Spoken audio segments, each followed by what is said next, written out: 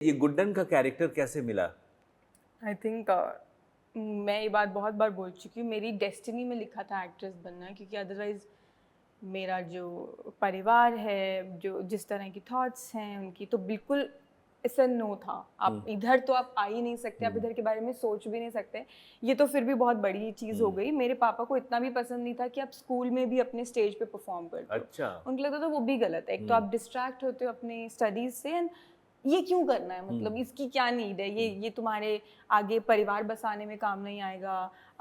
Mostly उनका conventional thought. Correct, उनका favourite profession था कि टीचर बन जाओ, ना तुम्हारी टीचिंग में काम आएगा, तो तुमको ये क्यों करना है, ये परफॉर्मेंस और ये सब पर्पस नहीं बता कोई पाते। पर्पस इनको नहीं समझ में आता था। तो वो इतने एंटी थे, एंड वही सबके सेम ही थॉट्स थे।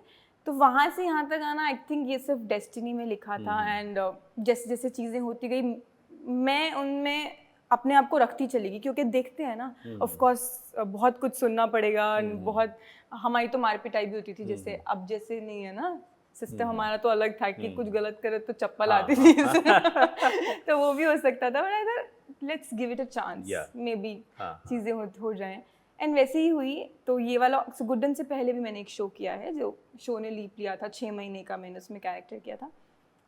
किस्मत देखो, सो बाय चांस जब मुझे वो ऑडिशन आया तो मैं घर पे थी। मैं वो ऑडिशन बना रही थी, वो बन नहीं रहा था हमसे, क्योंकि फ़ोन पकड़ के रखना है, मैं इधर मूव करूँगी, वो किसी से नहीं हो रहा था घर में। मेरे पापा ने वो ऑडिशन बनाया। मेरे पापा को लगा करना जाना इसमें कुछ है नहीं और होगा तो नहीं, कर भेज देता, दो, खुश हाँ रहेगी। ये खुश हो जाएगी। वो ऑडिशन में आया, वो मैं सेलेक्ट हो गई, एंड इट हैपेंड हुआ। फिर उसके बाद सबने बवाल मचाया, मुंबई नहीं जाना नहीं जाना।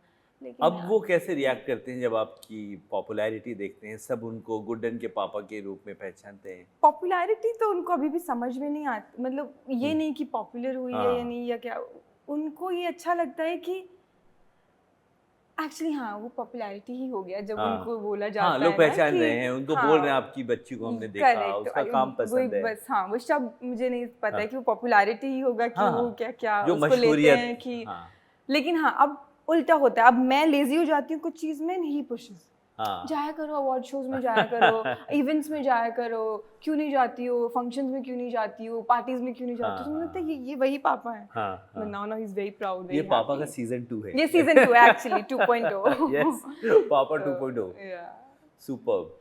तो और आप पंजाबी फिल्म्स भी और पंजाबी सॉन्ग्स में भी आपने फीचर किया है। मेरी शुरुआत एक्चुअली पंजाबी सॉन्ग से ही हुई थी। जब भी हम लोग पंजाबी सॉन्ग्स या पंजाबी सिनेमा सोचते हैं तो सबसे पहले बहुत ज़्यादा ब्लिंग, चमक धमक, बहुत खुशियाँ, गड्डियाँ कुड़ियाँ, हाँ, और शोर शराबा, ढोल नगाड़े, हाँ, तो बहुत फन।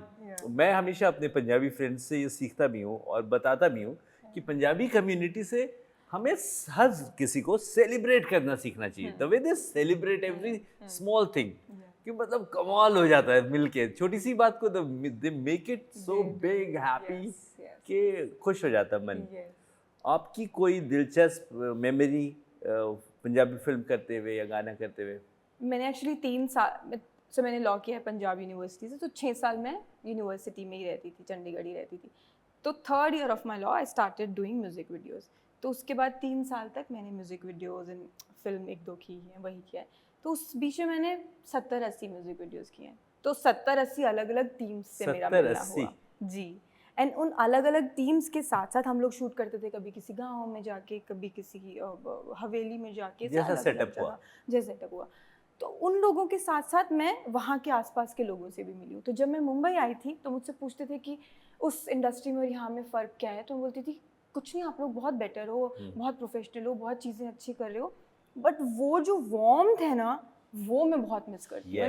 क्योंकि वो मैंने इतने सारे लोग, ऐसा नहीं कि मैंने 10 लोगों की ही देखी थी, वो हर कोई एक जैसा है।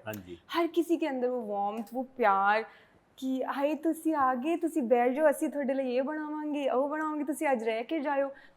मतलब उनको ऐसा लगता है हमारे घर का ही बंदा है ये, और वो बिल्कुल वैसा प्यार करते हैं।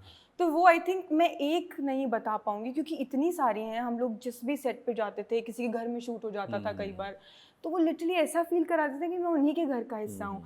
उनकी छोटी छोटी बच्चियाँ ऐसा शिवर करती होती थी कि हाय तुसी आज साडे घरे आए हो।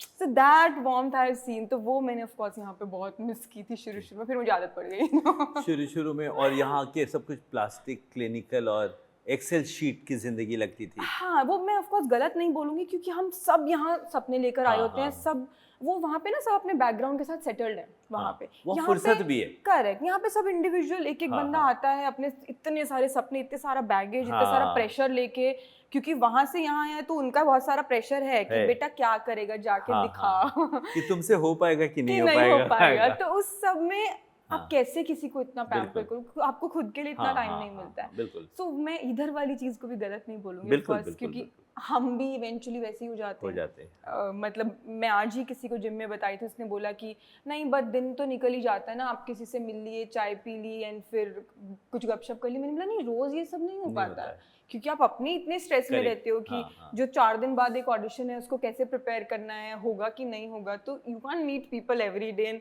आपका सेम माइंडसेट, सेम पॉजिटिविटी जो भी हम बोले वो रोज नहीं रहता। तो हम भी इवेंचुअली कहीं तो मुझे लगता है ये जरूरी भी है क्योंकि आपकी इमोशनल थेरेपी होती रहती है। करेक्ट, नहीं तो आप बोर हो जाएंगे, सैचुरेट हो जाएंगे कि लगातार काम मैकेनिकल।